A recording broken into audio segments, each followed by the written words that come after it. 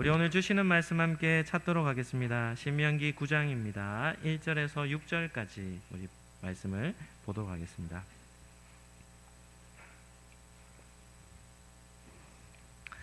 신명기 9장 1절에서 6절까지 말씀입니다. 우리 한 절씩 교독하도록 하겠습니다. 이스라엘아 들으라. 네가 오늘 요단을 건너 너보다 강한 나라들로 들어가서 그것을 차지하리니 그 성읍들은 크고 성벽은 하늘에 닿았으며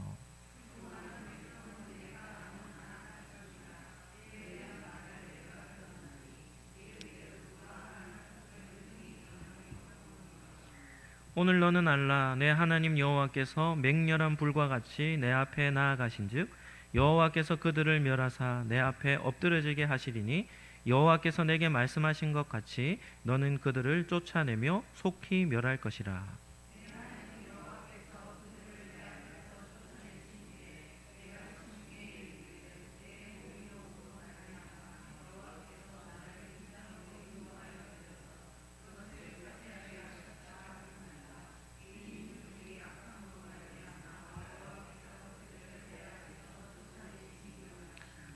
너는 가서 그 땅을 차지함은 내 공로로 말미암도 아니요 내 마음이 정직함으로 말미암도 아니요 이 민족들이 악함으로 말미암아 내 하나님 여호와께서 그들을 내 앞에서 쫓아내심이라. 여호와께서 이같이 하심은 내 조상 아브라함과 이삭과 야곱에게 하신 맹세를 이루려 하심이니라. 그러므로 내가 알 것은 내 하나님 여호와께서 내게 이 아름다운 땅을 기업으로 주신 것이 내 공의로 말미암음이 아니니라. 너는 목이 곧은 백성이니라. 아멘. 네, 오늘은 신명기 9장 말씀을 가지고 목이 곧은 백성이라는 제목으로 말씀을 잠시 나누겠습니다. 한번 따라하겠습니다. 성도는 부드러운 마음을 가집니다.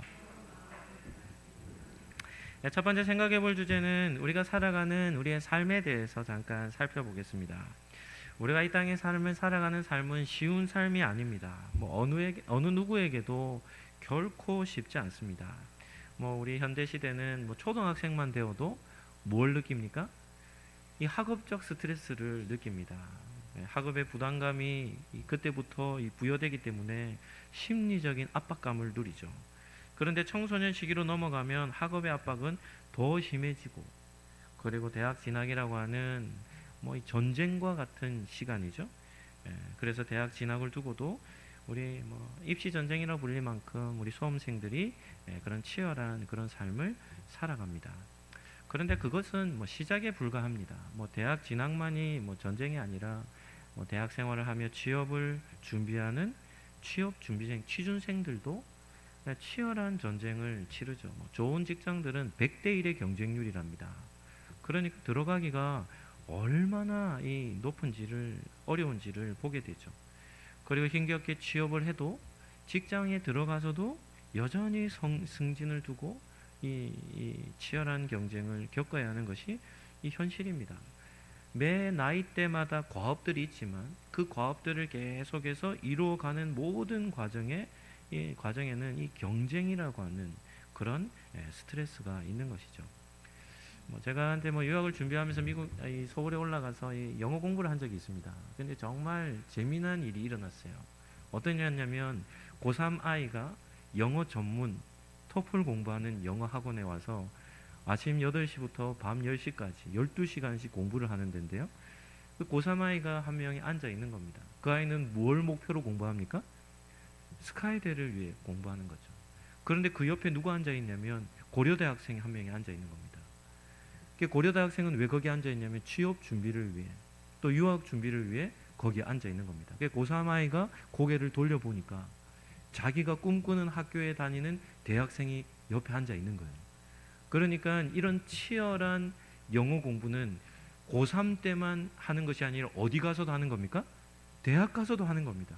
그런데 더 재미난 것은 이 고려대를 다니는 학생 옆에 누가 앉아 있냐면 LG를 다니는 직장인이 앉아 있는 겁니다. 그 직장인도 뭐 하냐면 승진을 위해 영어 공부를 그 시간을 내어서 하고 있는 것이죠. 그러니까 수험생이 볼 때는 대학을 가도 이 치열한 경쟁 사회에서 자유롭지 못하고 대학을 가서 좋은 직장에 뭐 대기업이라는 직장에 취업을 해도 어떻습니까? 여전히 치열한 삶을 살아가는 거죠. 그것이 우리나라에서 볼 수 있는 이런 어떻게 보면 인생의 과업이라 하는 그런 과업을 이루기 위한 그런 경쟁 구도를 보게 되는 겁니다. 그리고 현대인들이 겪는 스트레스 중에 또 하나는 무엇입니까? 이 사회가 너무 빨리 변화하는 겁니다. 그러니까 사람은 안정감을 누릴 때 행복을 누리는데 사회가 너무 빨리 변화가 되니까 그 변화되는 그 가운데는 불안정한 삶이 있는 것이죠. 그래서 세상이 너무 빠른 속도로 발전하고 있으니까 그 변화에 발맞추어 나가는 것도 스트레스가 되는 겁니다. 그래서 뭐 어떤 학자는 현대 사회는 스트레스 사회라 이렇게 부르죠.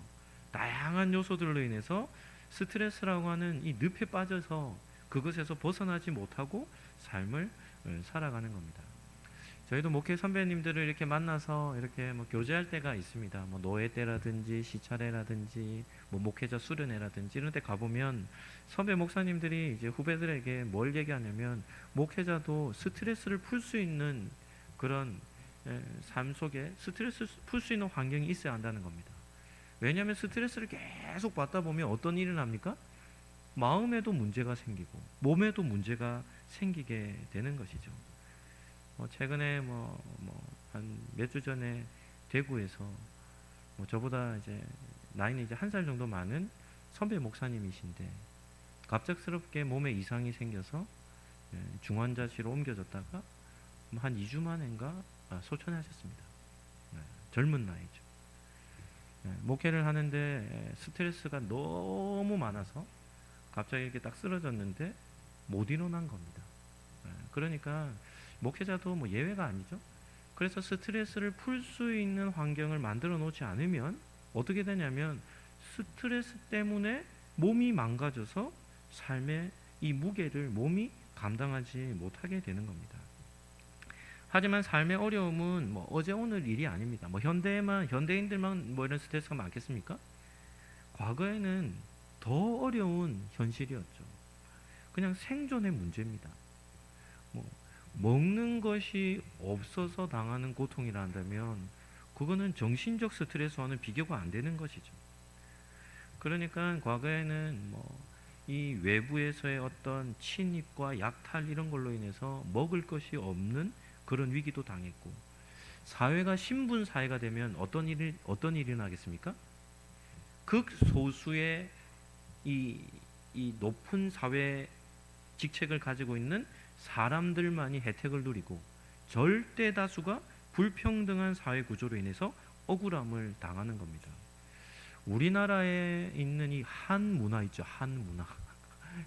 한은 어떻게 해석해야 되겠습니까? 태어날 때부터 죽을 때까지 억울함을 당하는 삶입니다. 그러니까 이 억울함이 마음에 응어리가 져서 이 치유되지 않는 고통을 마음에 품고 평생을 살아가는 것이 우리 한국의 한 문화죠. 그러니까 우리 한국이라는 이 나라도 얼마나 사회 구조적으로 잘못된 구조를 가지고 있었는지를 보게 되고, 신분 사회로 인해 불평등한 대우를 받으며 평생 동안 고통받으며 살아가는 문화가 우리 한국 문화였음을 보게 되는 것이죠. 그러니까 약소국에 태어났다라는 것, 사회 신분 구조 속에 이 낮은 신분으로 태어났다는 것만으로도 어떻게 하냐면 고통의 삶을 살게 되는 겁니다. 요즘은 이제 온라인상에 이런 영상 강의들이 많이 올라와 있잖아요. 그래서 세계사 강의들을 주로 듣습니다. 세계사 강의를 들을 때마다 놀라는 게 뭔지 압니까? 일본이라는 나라를 들여다보고, 미국이라는 나라를 들여다보고, 중국이라는 나라를 들여다보고, 영국이라는 나라를 들여다보면 전 세계 나라들 들여다보면 어떤 일이 일어난 줄 압니까? 그 가운데는 입에 담을 수 없을 정도로 포악한 역사를 보게 됩니다. 너무 잔인해요. 나라들마다 구체적으로 역사를 들여다보면 그 나라들마다 지금 우리의 상식적인 관점으로만 봐도 그래서 거기에 이 패널로 앉아 있는 사람들이 눈이 이렇게 커지는 겁니다. 정말요? 이렇게 놀라는 거예요. 어느 나라든 예외가 없어요.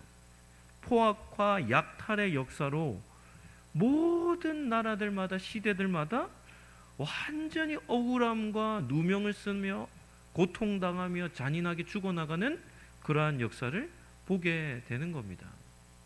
중세시대의 마녀사냥 이런 역사를 보잖아요. 그 시대에는 여자들이 만신창이가 된 시대입니다. 사람들이 마녀라는 이런 누명을 씌워버리면 그때부터 이루 말할 수 없는 잔인한 이 고통을 당하는 겁니다. 끌려가서. 그러니까 그 시대는 여자로 태어난 것만으로도 어떻게 되냐면 너무나도 많은 고통을 당하는 것이죠. 이것이 인류 역사입니다. 인류 역사죠. 이러한 인류 역사는 무엇을 보여주는 것이겠습니까? 에덴을 상실한 채 살아가는 삶이 어떠한지.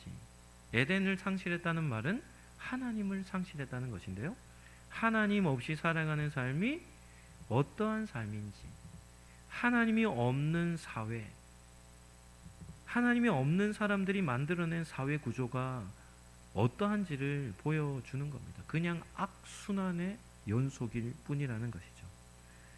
이 땅의 삶이 어려운 이유는 사회 구성원이 되는 이 사람이 악하기 때문에 그런 겁니다. 타락한 인류가 만든 사회는 그냥 숨막히는 사회입니다. 그리고 그러한 삶이 연속되어지기 때문에 우리가 살아가는 삶의 무게가 큰 것이죠. 여기에서 우리는 성도만이 누릴 수 있는 복이 있습니다. 그것이 무슨 복입니까? 한번 따라 하시죠. 우리에게는 하나님이 계십니다. 아멘입니까? 그래서 성경에서 신약 성경을 읽을 때 우리가 받는 은혜가 뭐냐면 너희는 그리스도 안에 머무는 백성이다. 그리스도 안에라고 하는 표현이 얼마나 큰 은혜인지 압니까?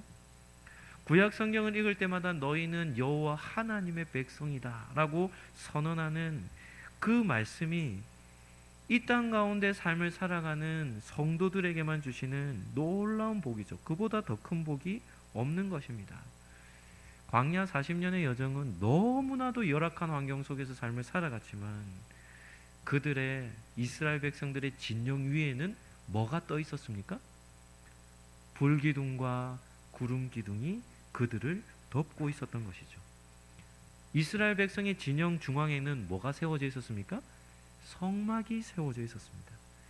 그래서 이스라엘 백성은 광야의 40년의 험난한 삶을 살았지만 그들은 하나님의 다스리심 안에 삶을 살았기 때문에 그것이 그들에게는 큰 은혜였다는 것입니다. 오늘 예배를 드리는 우리 상록교회 성도님들, 여러분에게는 하나님이 계신다라는 이 사실로 인하여 이 땅을 살아갈 때 소망을 가지시기를 예수님 이름으로 축복합니다. 두 번째는 이스라엘 백성이 받은 복입니다. 오늘 본문을 근거로 모세가 하나님께 속한 이스라엘 백성들이 누릴 복이 무엇인지를 한 세 가지 정도로 전하는데요, 세 가지 정도 살펴보도록 하겠습니다. 첫 번째입니다. 한번 따라 하시죠. 성도는 자신의 한계를 극복합니다. 오늘 1절 2절에 보시면 이스라엘아 들으라, 모세가 어떻게 말하냐면 엄청 큰 목소리로 전합니다.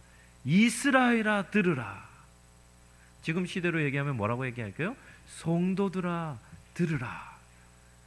모세가 지금 뭘 얘기하냐면 이것을 얘기합니다. 내가 오늘 요단을 건너 너보다 강한 나라들로 들어가서 그것을 차지하리니 그 성읍들은 크고 성벽은 하늘에 닿았으며 크고 많은 백성은 내가 아는 아낙 자손이라.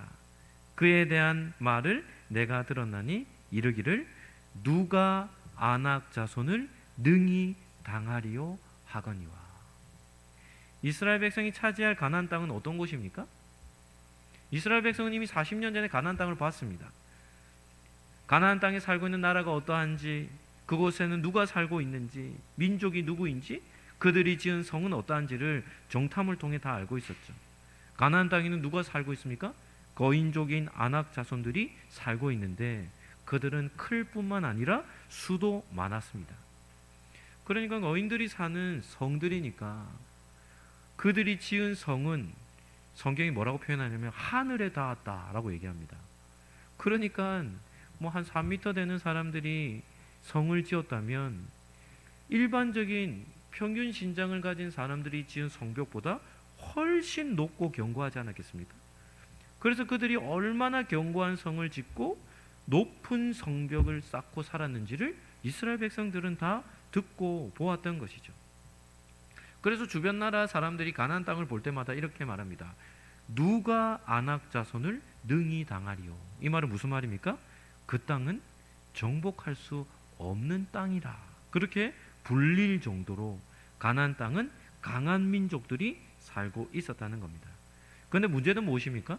문제는 이스라엘 백성들이 그들이 살고 있는 가나안 땅으로 들어가 그들을 다 몰아내고 어떻게 하면 그들을 진멸하여 정복해야 했던 것이 이스라엘 백성들이 가지고 있었던 숙제였죠. 사람은 누구나 싸움을 할 때면 상대방과의 싸우기 전에 견적을 좀 내봅니다. 어떤 견적을 냅니까? 싸워 이길 수 있는지, 나보다 강한 대성이면 어떤 방법으로 그를 이길 수 있을지, 상대방과 싸울 확률은 어떠한지 이런 것들을 다 계산하죠. 그런데 이스라엘의 경우는 이스라엘의 군사력으로 전투력으로도 아낙 자손과 싸우면 이길 승산이 없었던 겁니다. 그들의 성을 무너뜨릴 능력이 이스라엘 백성들에게는 없었던 것이죠. 그렇다면 이스라엘 백성은 무슨 방법으로 가나안 땅을 정복할 수 있었을까요? 오늘 본문의 3절이 그 답입니다. 1절에 이스라엘아 들으라 라고 했던 모세가 이제는 이스라엘 백성들에게 이렇게 말합니다. 우리 3절을 같이 한번 읽어보시죠. 오늘 너는 알라 내 하나님 여호와께서 맹렬한 불과 같이 내 앞에 나아가신즉 여호와께서 그들을 멸하사 내 앞에 엎드러지게 하시리니 여호와께서 내게 말씀하신 것 같이 너는 그들을 쫓아내며 속히 멸할 것이라. 아멘. 이스라엘 백성이 어떻게 해서 가나안 땅에 살고 있는 아낙 자손들과 싸워 이길 수 있었습니까? 그들이 이 전쟁에서 이길 수 있었던 이유는 여호와 하나님께서 이스라엘의 군대보다 앞서 행하시며 이스라엘이 그들을 멸하는 것이 아니라 하나님께서 그들을 대신하여 싸워주시며 승리하게 하실 것이라는 겁니다. 이것이 누가 누리는 복입니까? 하나님께 속한 백성들이 누리는 은혜입니다. 성도는 자신의 한계를 극복하는 복을 누리게 되는 것이죠. 가나안 땅 첫 번째 전쟁했던 성은 여리고 성이죠. 여리고 성에도 이 여리고 성도 어떤 성입니까? 여리고 성은 성벽이 매우 두터웠답니다. 그래서 성벽 안에 사는 사람들이 있었답니다.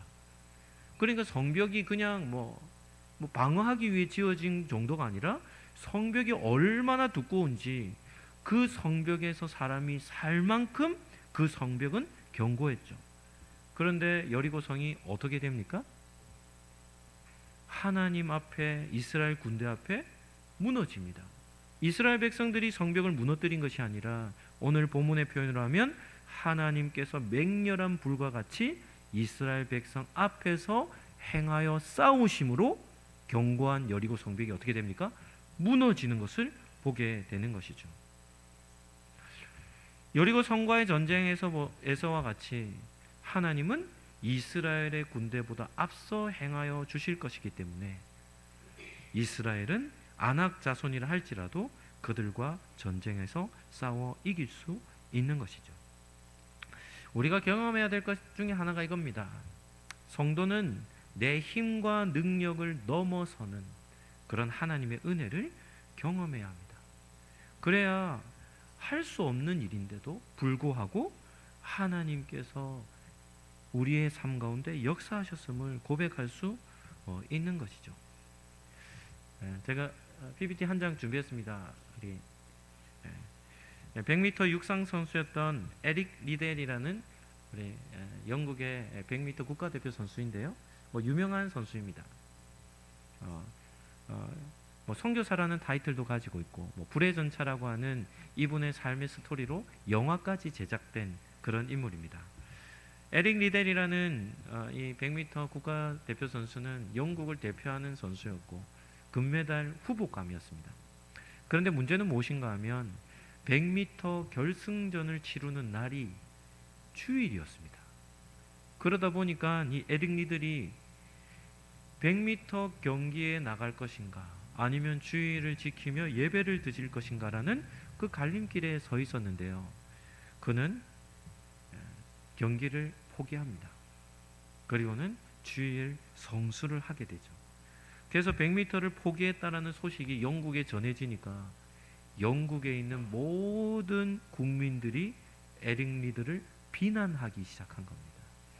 국가대표로 나간 사람이 결승전에서 우승 후보라고 불릴 사람이 결승전을 포기했다고 하니까 모든 국민들에게 이 비판을 받은 사람이죠. 그런데 에릭 리들이 100m는 포기했지만 400m에 출전하고자 도전장을 던진 겁니다. 100m 선수와 100m와 400m는 어떻습니까? 이 경기하는 룰이 다르죠. 100m와 200m만 돼도 다른데요. 100m와 400m는 이 전혀 다른 이 경기가 되는 겁니다. 그런데도 400m에 나가 결승에 진출했고 그리고 결국은 세계 신기록을 세우며 금메달을 차지하게 됩니다. 그랬더니 난리가 난 겁니다. 전 세계가 떠들썩하게 된 거죠. 그래서 400m에 나가 금메달을 딴 에릭 리들에게 기자들이 찾아와서 인터뷰를 하는 겁니다. 어떻게 해서 400m에서 우승을 할 수 있었습니까? 그때 이 에릭 리들이 뭐라고 대답한지 압니까? 제가 우승할 수 있었던 비결은 200m는 제가 뛰었습니다. 그런데 남은 200m는 하나님께서 뛰게 해주셨습니다. 라고 고백을 한 겁니다. 그러니까 이 400m에서 금메달을 딴 것은 내 힘과 내 능력으로 딴 것이 아니라 하나님의 도우심으로 금메달을 따게 되었습니다. 라고 고백을 한 것이죠. 이것이 바로 성도들이 누릴 복이 되는 겁니다. 우리 사람들이 살아가는 인생의 여정을 가만히 살펴보면 하나님께서 사랑하는 사람들이 좀 있거든요. 우리 교회에서 한 2년 정도 사역했던 우리 하민 전도사 있죠? 우리 하민 전도사도 이제 뭐 제자기도 하고 뭐 이제는 사역자로 동역자이니까 이렇게 멀리서 지켜보면 장교로 이제 군대 들어갔는데 군 생활을 좀 열심히 해야 되겠다 이런 결심을 가지고 수색대를 지원했답니다. 그러니까 군 생활은 보통 좀 편하게 하고 올 생각을 하고 있는데 수색대를 지원했더니 이제 주변에 있는 사람들이 뭐 하려고 고생길을 택하느냐 막 이렇게 얘기했는데 자기 나름대로는 좀 열심히 할 마음이 있었던 것 같습니다. 그래서 수색대를 지원해서 이렇게 이렇게 헬기 이렇게 레펠이나 이런 것들도 뭐 여러 가지 훈련을 좀 거쳤는데요. 뭐 최근에는 또 소식이 들려왔는데 지금은 국방부에 있답니다. 왜 국방부로 갔냐 했더니 수색대에서 있던 우리 하민 전도사를 국방부에서 차출했대요. 뭐 어떻게 됐는지는 모르겠지만 그래서 지금은 국방부에 소속돼서 거기서 지금 군 생활을 하고 있다는 겁니다. 그러니까 우리가 삶을 살아갈 때 내 계획대로 삶을 살아갈 때도 있지만 우리의 계획과 능력을 넘어서는 하나님의 은혜를 우리는 경험할 수 있어야 하는 것이죠. 오늘 예배를 드리는 우리 성도님들도 여러분의 능력만큼만 살기보다 여러분의 능력을 뛰어넘는 하나님의 은혜를 경험하며 살아가시기를 예수님 이름으로 축복합니다. 두 번째입니다. 한번 따라 하시죠. 성도는 죄와 허물을 극복합니다. 4절에 보시면 내 하나님 여호와께서 그들을 내 앞에서 쫓아내신 후에 네가 심중에 이르기를 내 공의로움으로 말미암아 하나님께서 나를 이 땅으로 인도하여 들여서 그것을 차지하게 하셨다 하지 말라. 이 민족들이 악함으로 말미암아 여호와께서 그들을 내 앞에서 쫓아내심이니라. 성도가 받는 은혜는 크게 둘로 나눌 수 있습니다. 첫 번째는 구원의 은혜죠. 구원받을 자격 조건이 무엇입니까? 우리의 선행입니까? 우리가 가진 재력과 능력입니까? 우리가 가진 어떤 지적인 것들입니까? 그런 것이 아니죠. 우리의 어떤 행위와 능력도 구원의 조건이 되지 못합니다. 구원은 어떻게 받습니까? 하나님의 선택해 주심, 그리고 예수님을 믿는 믿음으로 받게 되는 것이죠. 그러니까 구원받는 것에는 조건이 없습니다. 우리의 어떠함이 구원의 조건이 된다면 구원받은 후에 뭐라고 얘기하겠습니까? 봐라, 내가 의롭게 살았기 때문에 하나님께서 나를 택하셨다라고 자기 의를 자랑하지 않겠습니까? 바울은 에베소 교회 성도들에게 그렇게 말하죠. 너희에게 주신 구원의 은혜는 하나님의 선물로 주신 것이다. 그래서 너희 육체를 자랑하지 말라고 얘기하는 겁니다. 이것이 기독교에서 전하는 복음이죠. 우리는 우리가 가지고 있는 우리의 의로움을 자랑할 사람들이 아닙니다. 우리의 자랑은 아들까지 내어주신 하나님의 사랑, 그리고 우리를 대신하여 십자가에서 죽으신 예수님의 희생, 이 십자가가 자랑거리가 되어야 하는 것입니다. 교회를 다니는 성도라 하면서 자기의 의를 자꾸 드러내는 사람이 있다면 그 사람은 잘못된 신앙생활을 하고 있는 겁니다. 저도 어떤 목사님이 뭐 그런 얘기를 하는 분들이 계시더라고요.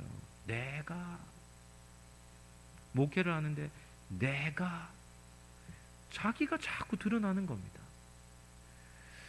뭐 큰 목회를 한다 말하며 뭐 주변에 있는 뭐 교회들보다 뭐 목회적 성공을 이루었다는데, 그런 가운데도 자기의 의가 드러나는 순간 그 사람은 정말 잘못된 변질된 신앙으로 전락해 버리고 마는 것이죠. 우리에게 주신 은혜는 하나님의 조건 없는 사랑이기에 우리의 자랑은 하나님의 사랑과 그리스도의 십자가가 되어야 하는 겁니다. 두 번째는 성도가 누리는 은혜는 죄 사함의 은혜입니다. 구원받은 은혜도 너무나도 큰 은혜이지만 그와 버금갈 만큼 큰 은혜가 죄 사함을 받는 은혜죠. 만약에 구원받은 성도에게 죄 사함의 은혜가 없다면 어떤 일이 일어나겠습니까? 어떤 일이 일어나겠습니까? 한 사람도 구원을 이루지 못할 겁니다. 지은 죄로 인해서 구원이 상실되어져 버릴 것이기 때문입니다. 잠깐 구원의 은혜를 누렸다가 지은 죄로 인해서 그 구원이 상실되어져 버리는 그런 일이 발생하지 않겠습니까? 불신자에게 중요한 은혜는 구원의 은혜입니다. 그러나 구원받은 성도에게는 죄 사함의 은혜가 너무나도 중요합니다. 하나님께서 모세를 통해 전하시는 말씀이 무엇인가 하면, 이스라엘 백성아, 너희가 가나안 땅에 들어가서 그 땅을 차지하고 난 이후에 그 땅에서 살 때 너희는 너희의 의로움과 정직함 때문에 이 땅을 차지한 것이 아니라는 사실을 기억하라는 겁니다. 이스라엘 백성들 광야에서 어떻게 살았습니까? 죄만 짓고 살았습니다. 구원받은 이후에도 끊임없이 하나님 앞에서 원망과 불평을 쏟아내며 계속해서 불순종한 삶을 살았죠. 그럼에도 하나님은 그들의 죄와 허물을 넘어서는 은혜를 베풀어 주신 것입니다. 따라서 지혜로운 성도는 죄를 깨달을 때마다 하나님 앞에 나아가 회개하는 삶을 살아가는 사람이죠. 우리가 새벽에 스바냐서를 잠깐 우리가 살펴봤거든요. 스바냐서에서 가장 유명한 말씀이 스바냐 3장 17절 말씀입니다. 우리 본문을 한번 띄워주시고 우리 같이 한번 읽어보도록 하겠습니다. 너의 하나님 여호와가 너희 가운데 계시니 그는 구원을 베푸실 전능자이시니라. 그가 너로 말미암아 기쁨을 이기지 못하시며 너를 잠잠히 사랑하시며 너로 말미암아 즐거이 부르며 기뻐하시리라 하리라. 아멘. 스바냐서의 정서가 어떤지 아십니까? 스바냐서는 딱 펼쳐서 읽는 순간부터, 스바냐가 누구인지를 소개한 이후부터 곧바로 나오는 메시지가 뭔가 하면 유다의 멸망입니다. 여호와께서 무서운 진노로 유다 백성 너희를 멸절시킬 것이다. 스바냐서는 시작부터 하나님의 엄청난 두려운 심판의 메시지를 어떻게 하냐면 대놓고 전합니다. 대놓고. 이유는 남유다의 왕궁으로부터 시작해서 온 나라가 이방 나라들의 우상들이 가득 채워져 있었고 예루살렘 성이 포악함으로 죄 없는 백성들이 죽어나가기 시작했기 때문입니다. 남유다가 완전히 우상 숭배와 죄로 뒤덮여버린 것이죠. 그래서 스바냐서는 성경을 펴자마자 스바냐를 통해 하나님이 남유다 땅의 무서운 심판으로 그들을 멸하실 것이라 선언합니다. 그런데 오늘 읽은 본문 스바냐 3장으로 스바냐서의 끝으로 넘어오면 심판을 명령하셨던 하나님께서 자신의 죄를 돌이키고 하나님께로 돌아와 하나님 앞으로 믿음을 다시금 회복한 남은 자들, 그들을 향하여서 회복의 메시지를 전하시는데 그 메시지의 핵심이 뭔가 하면 회개하며 하나님께로 돌아오는 자들을 하나님은 기뻐하신다라는 말씀을 전하고 있는 것이죠. 40년 동안 이스라엘 백성들은 정말 많은 죄를 지었지만 그럼에도 하나님은 하나님의 약속을 지키시며 그리고 그들이 지은 죄와 허물을 용서하셔서 그들을 가나안 땅으로 들이시겠다라고 말씀하시는 것이죠. 그러니까 이스라엘 백성들은 가나안 땅에 차지한 이후에 자신들의 공의로움과 정직함을 자랑할 것이 없습니다. 왜요? 그들은 공의롭지도 정직하지도 않았기 때문이죠. 그럼에도 하나님은 그들의 죄를 극복하는 은혜를 이스라엘 백성들에게 주시겠다 약속하고 계시는 겁니다. 오늘 예배를 드리는 우리 성도님들도 우리도 죄와 이렇게 분리될 수 없는 우리의 삶을 살아가죠. 그럼에도 여러분의 죄를 넘어서는 은혜가 여러분들에게 있으시기를 예수님 이름으로 축복합니다. 마지막 세 번째입니다. 성도는 곧은 목을 극복해야 합니다. 오늘 읽은 6절 말씀, 그러므로 내가 알 것은 내 하나님 여호와께서 내게 이 아름다운 땅을 기업으로 주신 것이 내 공의로 말미암음이 아니니라. 같이 한번 읽어볼까요? 너는 목이 곧은 백성이라. 우리가 반드시 극복해야 될 것 중에 하나가 바로 무엇인가 하면 우리의 곧은 목입니다. 꼿꼿한 목을 얘기하는 거죠. 곧은 목이라는 것은 어떤 뜻인가 하면 하나님의 뜻에 적극적으로 불순종하며 고집을 피우는 그런 성질을 뜻하는 겁니다. 성도는 하나님 앞에서 자기의 악한 고집을 꺾을 수 있어야 합니다. 이 곧은 목이 꺾이지 않는 이상, 이것이 극복되지 않는 이상 하나님의 복을 받기는커녕 책망과 그리고 우리의 죄로 인하여 하나님 앞에 책망 듣는 삶밖에는 되지 않는 것이요, 우리의 삶이 죄로 뒤덮여버리고 마는 것이죠. 우리가 곧은 목으로 삶을 살아가면 하나님께 불순종하는 그런 악한 본성밖에는 드러내지 않기 때문입니다.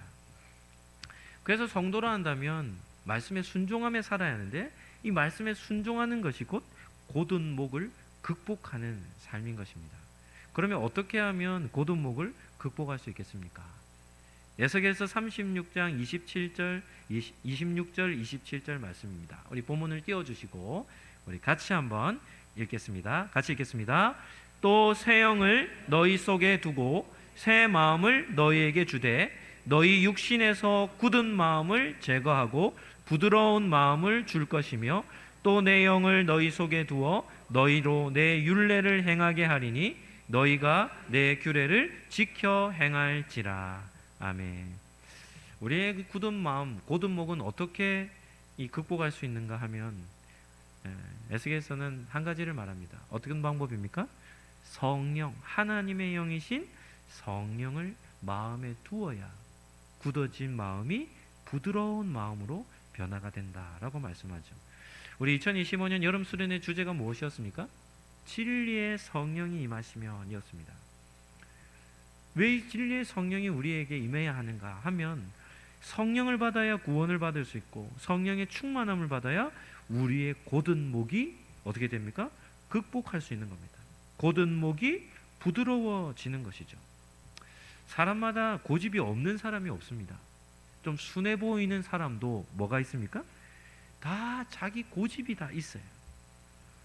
그러나 성도는 하나님 앞에서 그런 자기의 고집스러움을 쫓아 삶을 살아가서는 안 되고, 우리는 우리의 고집을 내려놓고 부드러운 마음을 가지고 하나님께서 하시는 말씀이 있으시면 그 말씀을 따라 우리가 자연스럽게 이 유순한 마음으로 순종하며 삶을 살아야 하는 겁니다.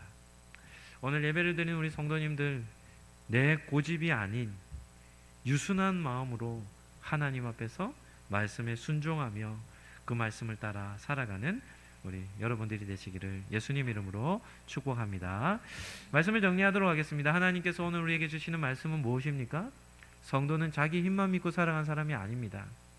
자기의 능력을 넘어서는 하나님의 은혜를 경험해야 하고, 성도는 죄와 허물을 넘어서는 은혜, 죄의 사함의 은혜를 받으며 살아야 하고, 성도는 고든 목을 극복해서 우리의 뜻을, 우리의 고집을 꺾고 부드러운 마음으로 하나님 앞에서 기쁜 마음과 자원하는 마음으로 하나님의 말씀에 순종하며 삶을 살아야 하는 것이죠.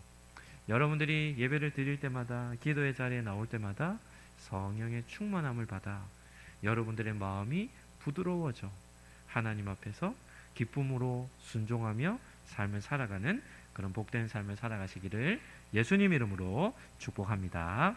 예수 그리스도의 은혜와 하나님의 사랑과 성령님의 교통하심이 유순한 마음을 가지고 하나님의 능력을 구하며 죄 사함의 은혜를 구하며 하나님의 뜻에 순종하기로 다짐하는 우리 상록교회 모든 가족들 머리 위에 지금부터 영원토록 함께 있을지어다. 아멘.